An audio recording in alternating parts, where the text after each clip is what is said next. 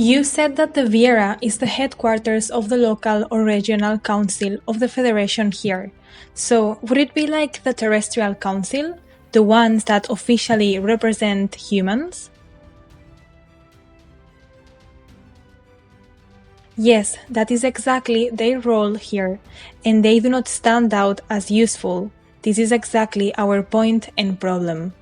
The Viera is home to the local Federation, but the Federation base for the entire solar system is on Saturn.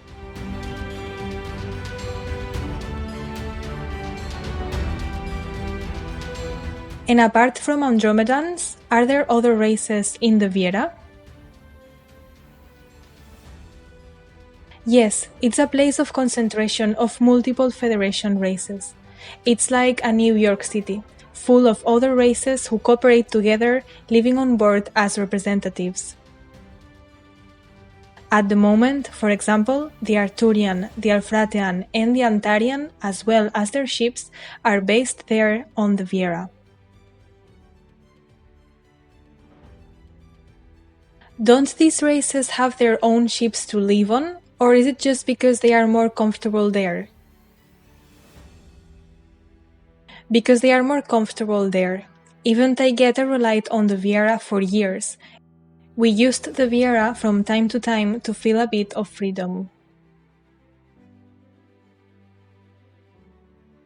Of course, I understand, just to get a bit lost in the forest. Yes, that, for mental health. It's hard to live on a ship. You will hear how big this ship is, with its 1,734 meters in length, but inside it feels very small. On the 21st of December, you had a face-to-face meeting in the Viera. What was the room like where you held this meeting? It was a semi-circular room with a very high ceiling, over 20 meters, with white columns in a somewhat Roman style, with the biosphere outside the columns. With a round table with nature in the center, i.e. plant decorations. With the screens for each group of people according to the race, all in white, including the chairs. All chairs are white with black rests attached only on one side. This is because of the tails of some races, to accommodate them when sitting. This place is like a high-tech Greek-Roman Parthenon.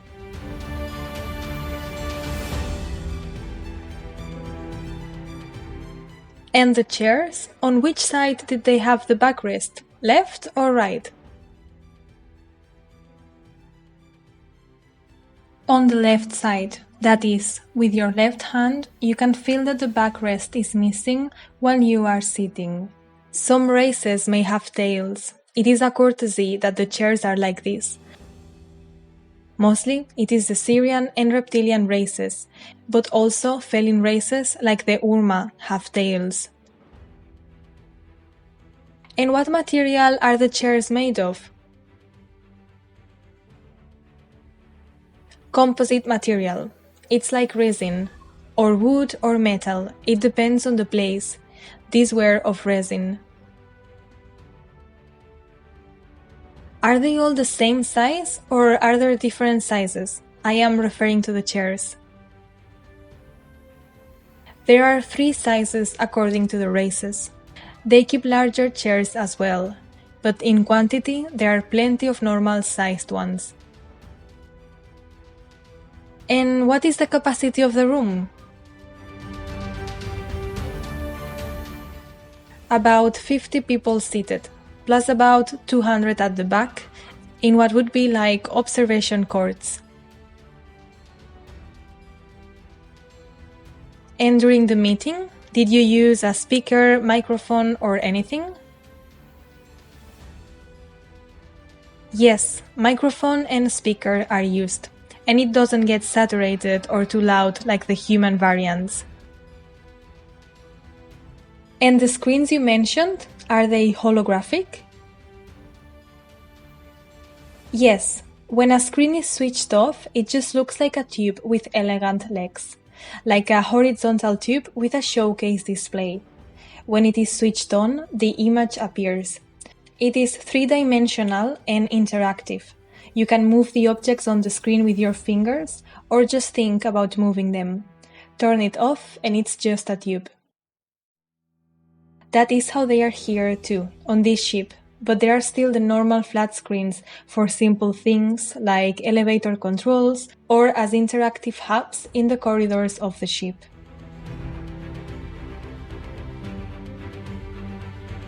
You said the meeting was 10 hours long with breaks in between. What did you do during the breaks? And what did the other races do? In the breaks, Ale and I would go out to talk alone, to a large pink stone terrace in the shape of a half circle with a stone balcony, also with pillars, not solid, quite wide, more than 30 meters in diameter. There, we could share strategies or what we would say later. But if the break was longer, we walked a little longer to the shore of the lake to return about 15 minutes later.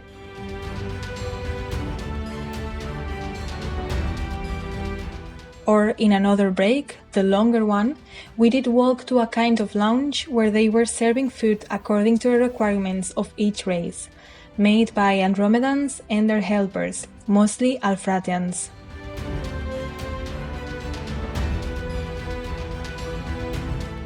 And one question, when you're all together like this, isn't the telepathy a bit overwhelming? Or can't you get a sense of whether the person might have ulterior motives or be hiding something? Yes, it can be, but telepathy itself is not something that is always there. You can suppress it, hide it, direct it only to one person.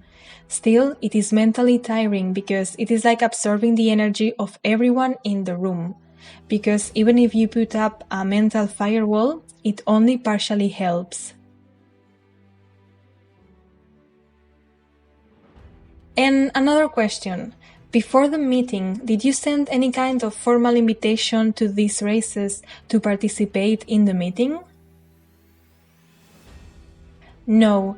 When there is a meeting, they are notified, but not by us. It is the Andromedans who are the head of the Federation here, and then those who want to attend or not can do so.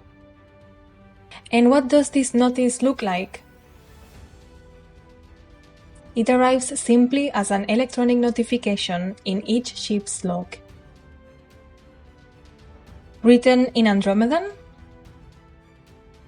It comes to you in your language, but it does contain additional messages in Andromedan. I see, thank you. And who of you went to the meeting? Alenim and I attended, accompanied by 3 of Alenim's bodyguards, Kara, Thoea, and Alia. And what races were at the meeting on Sunday? A moment for the list. Andromedans, Arturians, Devonians, Dieslentiplex and Corinthians, Syrians, Etorthan, tall grey-nosed positives, Proseonians, from the star Procyon, not the planet Procyon of Taygeta, Taygetans, Urma, Ashans, Sasani, Caristus, Lyrians via hologram, Eyayani, Anuthathi, which are felines, more Urma,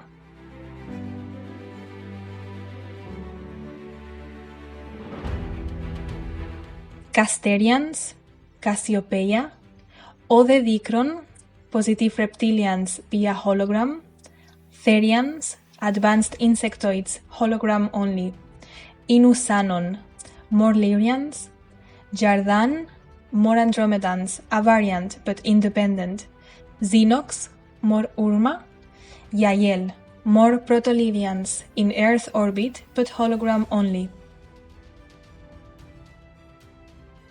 Wow, thank you. And how was Alenim dressed? She wore silver armor and a red royal cape, with high black boots, with a tiara on her forehead and her white hair. Wow, Alenim sure looked impressive. Yes, I have always said that she looks impressive when she dresses like that. And how were you dressed?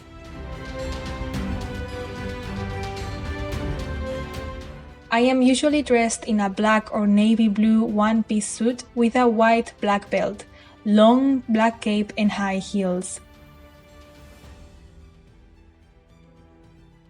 The one-piece suit breaks the monotony and becomes more discreet by hiding the figure a bit, with a short half skirt in a black or dark gray. I don't know how to describe what is called a half skirt.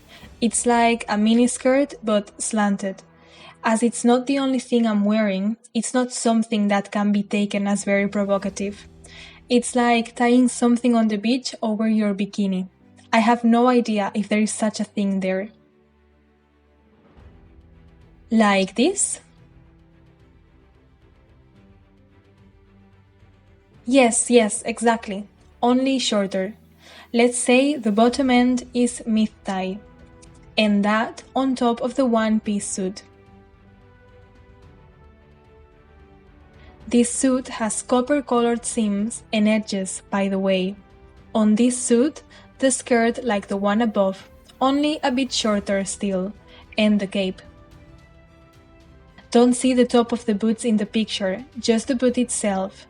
They have a similar shape to the ones I wear, of course, not up to the knee. These outfits may look too sexy, they are not intended to be. These suits are designed to be tailored for very specific reasons that have nothing to do with enhancing the figure. They are smart material suits designed to protect. In the case of cold, they are thermal. In the case of heat, they are cooling, maintaining your ideal temperature. Also, in the case of an accident, they become hard like an exoskeleton, providing protection like a body helmet.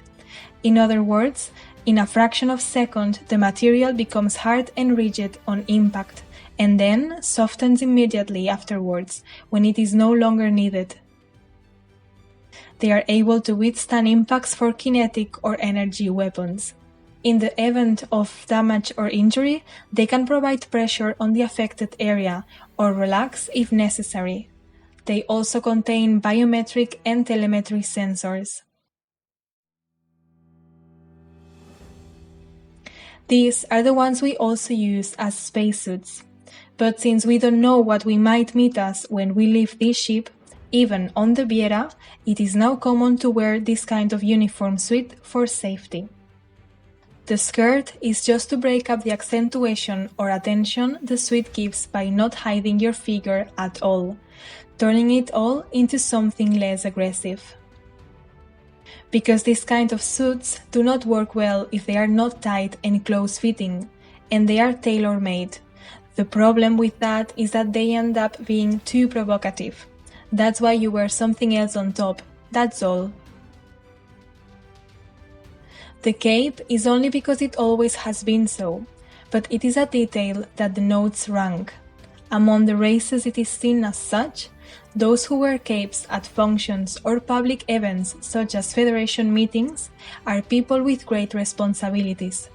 Also, the color of the cape is indicative, with white denoting royalty, followed by purple.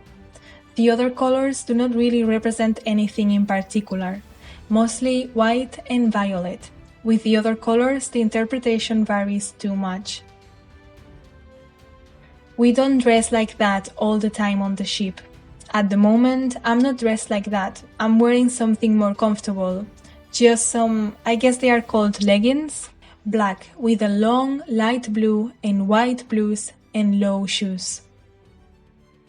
This would be one of the closest images to a complete spacesuit here. As you can see, nothing like NASA's. I see, it's like a second skin. And do women wear a bra under that suit? Of fabric only. It's the suit itself that holds you in place. It's already built in. So you just wear a very light version of a bra. And how were the three Shinonim women dressed? Zoea, Alia, and Kara?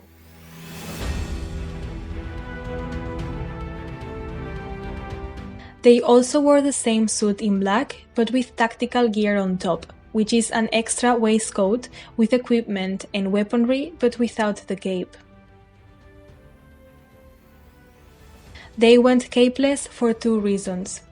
The cape denotes the person of rank, separates them from their support team, and also because the cape in a hostile or combat situation just gets in the way and can be dangerous, remaining just an elegant or fashionable detail. So, as we enter the Viera on our way to the meeting, for example, Alenim and I will walk in front with capes on, and Zoea, Alia, and Kara behind as an armed escort.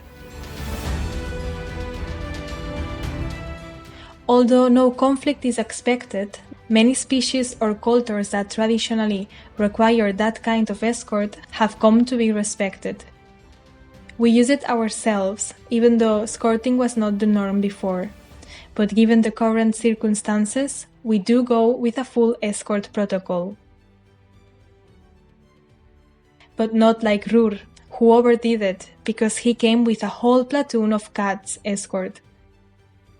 Just as a note, I am fourth in rank on this ship, behind Alenim, Naishara, and Eridania Yeyena. Of the men are Kila, Kalel, Ragel, and Salafayel. This type of costume in grey is no longer used. Here Asket is represented with Billy Mayer, but it is essentially the same suit. Thank you very much. How many Urmas did Rur have as an escort? 12 escorts. It's too much. And how was Rur dressed? How were the other Urmas dressed? Rur is a white lion with a big mane. He is almost albino or is albino, with pink nose and blue eyes. Same eyes as Rur. At the meeting, he wore two small braids on each side, with colors at the end, and a headband on his forehead with a blue stone. The stone seemed to me to be aqua blue, but very pure, very transparent, almost like glass. The stone was smaller, but similar to this image. All the Urma wore long capes with small black or brown trousers, depending on the cat. Sometimes they may wear gloves, but I didn't see any at the meeting. And all were in silver armor. Rur was gold-plated.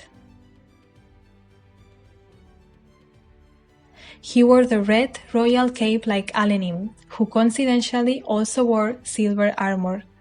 Rur's cape was all deep red. The others, some were black, some were violet blue with gold, geometric ornaments, especially around the edges.